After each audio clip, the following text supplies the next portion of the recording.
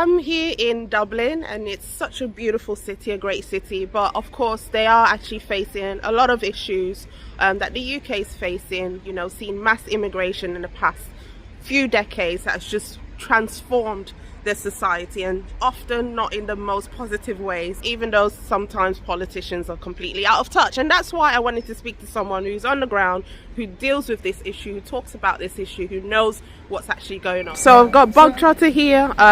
So he's a new friend, and he talks on immigration, women's safety. So what got you into dealing in issues like this? Well, I'm a psychotherapist and an addiction counsellor, so I'm on the streets an awful lot. My channel is primarily about the homelessness, but there's no one can deny there's an overlap between homelessness and immigration. Anyone who does is a politician. What got me into it was just continuing to help with people on the streets. I helped with homelessness in India, but mainly here. So I just started making interviews about the immigration situation, tent cities, the reactions to it. I interviewed asylum seekers on the first day in the country. I brought translators with me, and I suppose because homelessness is at the root of it. We have 16,000 homeless here at the moment. 5,000 of them are children in disgraceful accommodation, emergency accommodation, where you kind of got families in tiny little box rooms with 2 sets of bunk beds.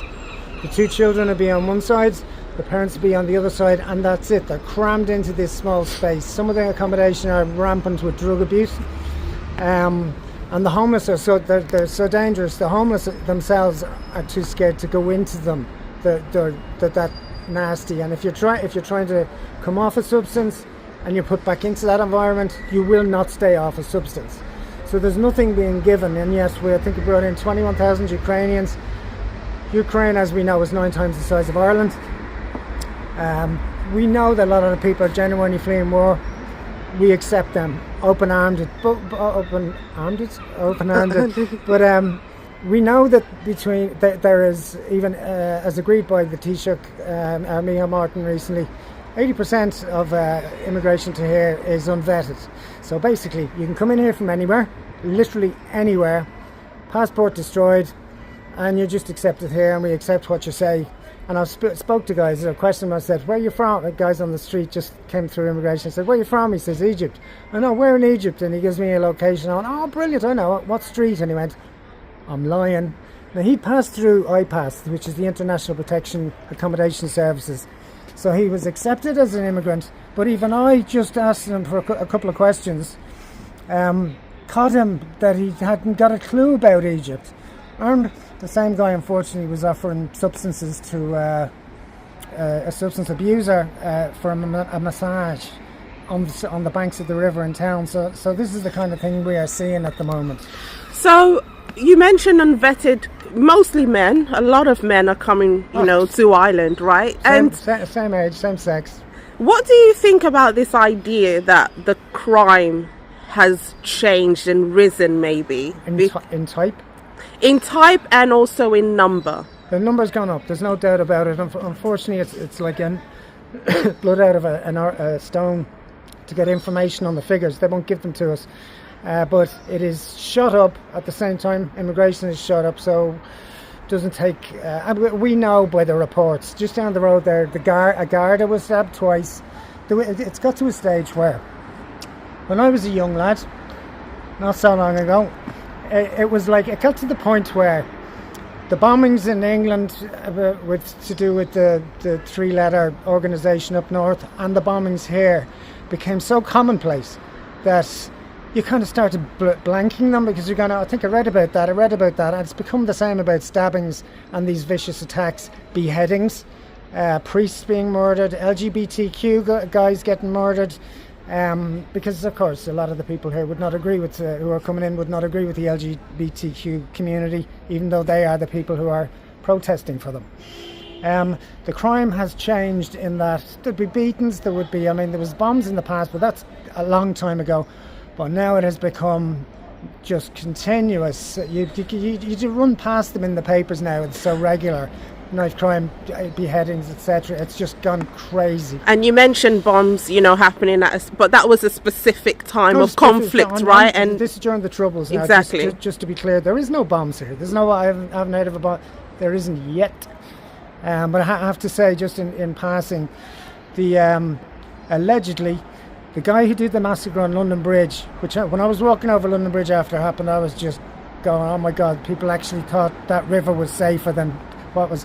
He lives 10 minutes from my mother's house. He lived, and it was said that he was radicalised here.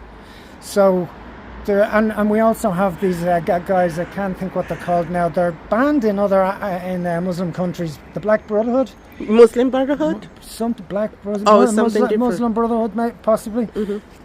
There's vans with that written on the side here. We are accepting everyone in, regardless of who they are. We don't know who they are. And here's the point, and my most important point, and that is, there's countries around the world that the Irish government give us. I was going to go to Afghanistan about 6 months ago, through Pakistan into Afghanistan. There was huge warnings. These are not safe countries to visit. Yet we're inviting the people from these countries in, from the countries that aren't safe to visit. Rodrigo Gorman, one of our TDs a couple of years back on Twitter, invited in 8 different languages, invited in anyone. It was kind of like, come here and you'll be welcome. You'll end up with own key accommodation. So a lot of the immigrants that are coming in, asylum seekers or whatever you want to call them, they arrive thinking that they're being conned as well. But from my point of view, it's unless you're going to go into these things about them being UN soldiers and etc., etc. I think they're being fooled as well. They come over and suddenly find they're in a tent, and that for them that must be kind of going, oh God, I was expecting a house. But if they do get a house, why should they get a house when we don't know who they are and we have 15,000 on the streets? My Irish men aren't getting housed, and that's what just enrages me. This was never a racist country, ever, but it's starting to creep in now, simply because all these people are getting housed, medical cards. The Ukrainians are getting their college paid for. The last college I went through a couple of years ago cost me thousands. Ukrainians get free. They get their cars brought in. Over $1 million was spent to get their dogs brought over here. Those who didn't have dogs, they were paid to buy dogs here that we still provided for. They're getting supercars. These are all facts now. I don't have to say allegedly. Supercars brought in, and $7,000 worth of mechanical stuff fixed with these cars to make things easier for them. Medical cards to cover everything. It's impossible for Irish people to get medical cards. There's people 27 years on the housing list, yet these beautiful homes are built for the Ukrainians. Once again, I'll say it's 9 times bigger than Ireland. We know that there is not bombs dropping everywhere in Ukraine. I was there myself. I was in Kiev. There is not 9 times of a bigger area that they could go to. Also with the Muslims, etc. There's plenty of Muslim countries, but they're turning them down. If the Muslim countries are turning them down, why are we accepting them? There's a reason behind it that we're not being told. So in general, we feel hard done by. Medical, old people having their heating turned off, people who are on housing list 27 years, people who have no money to get anything. Their medical card, if their pension goes up and it's €2 above the maximum for a medical card, the medical card gets pulled, so they have to pay for all their own medical expenses. And it's this we're hearing time after time after time, and now there's more Ukrainians coming in who are they're all over Facebook in their kind of early 20s looking for, because they're given €600 towards rent, another 200 towards utilities, and they're online asking for housing and offering this ARP subsidy, offering as their rent and saying we can pay an extra 200.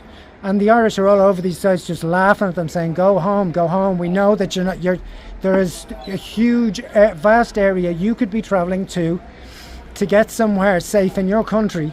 There's clubs still running. I'd say this now, it'll probably get blocked on Facebook, but there's clubs running in Kiev and that nightclubs in West or East Ukraine. They're still running now.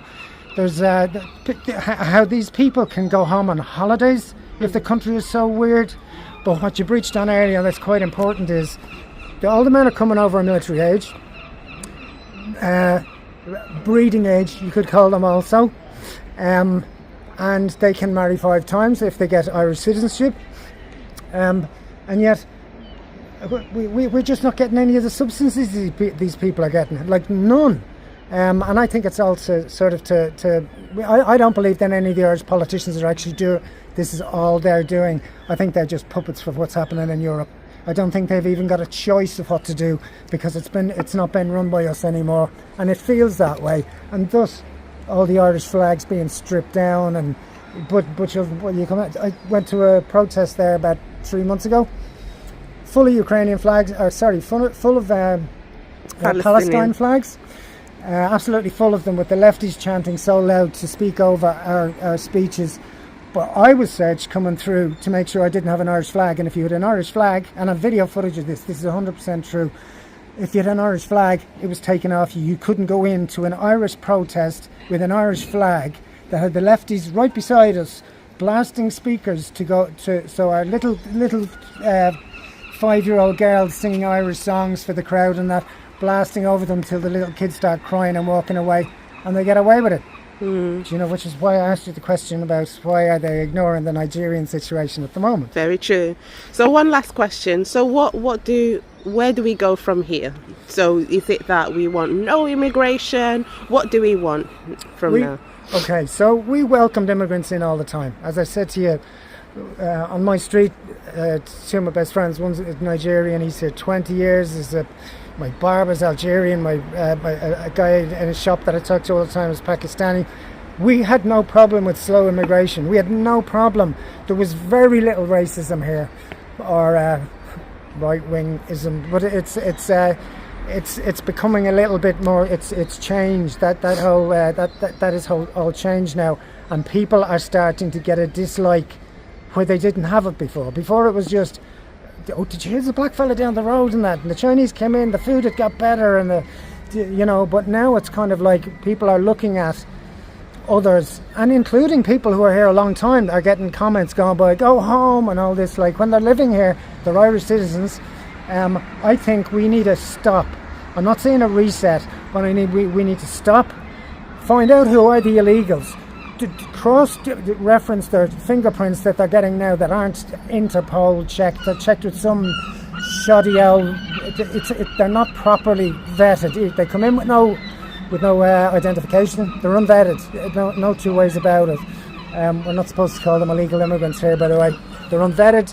I think we need a reset. I think we need to stop, assess what the problem is now, fix it. If deportations are happening, because the same grape scandals that are happening in the UK are happening here, but they are not reported very well at the moment, other than by citizen journalists who get in trouble over them.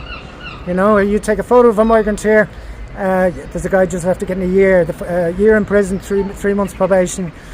Paul Nolan is his name, and that was because he took photographs of immigrants' faces, whereas we were always under the impression you could take photos in public. It's not the case anymore.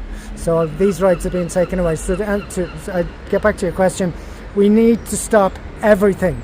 These are coming from, especially now with the new changes in the UK that Keir Starmer is allegedly bringing in.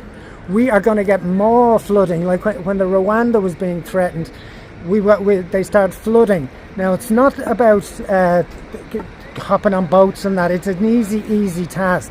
If they've got to England, and they arrive here with English accents. I've on my videos they have arrived with English accents. So it's not about it's about a reset. It's about a stop and go. This is too much now. We have we don't have. Everyone will always say, well, Ireland isn't full. It's huge per square metre. There's 3 people. It's not about that. It's about infrastructure. It's about me now having to wait with an infection. I have to wait 2 weeks to see a doctor. It's 5 weeks to get a blood test. You can be 5.5 days in A&E waiting for a very serious situation, while the whole ward is just full of people that we will describe them as those who do not speak English, and that's from the security down. It's just impossible to get seen to. 5 weeks for a blood test is just, so things have gone downhill. So there was, to say how it affects me, it's not a minor thing. I have a lot of illnesses, but our life expectancy, there's no two ways about it, will be reduced, and our health will be reduced because we can't get to see anyone. If you try and get a GP here, I'm trying since January. My GP left in January. What's that, 8-9 months ago? Can't get a GP. Do you know what I mean? So that's the way Ireland has gone, and that's the way the situation is. Too much, too soon. It is building up people with a great anger for different races. It wasn't here before, but it's creeping in because they're taking my brothers and sisters who are homeless and on the streets. They're getting accommodation that we didn't get. We didn't get our government to suddenly pop up these beautiful wooden prefab houses overnight for Ukrainians who don't have to pay tax or insurance on their car, and immigrants coming in getting paid for driving lessons and that. We got none of this. And that's what has to change. Thank you so much, Bog Trotter. This was so informative, and it really shows what the actual reality is that we will not hear from the politicians in this country. Well, I'm glad to hear it. I'm glad to talk to you. Very great. Thanks.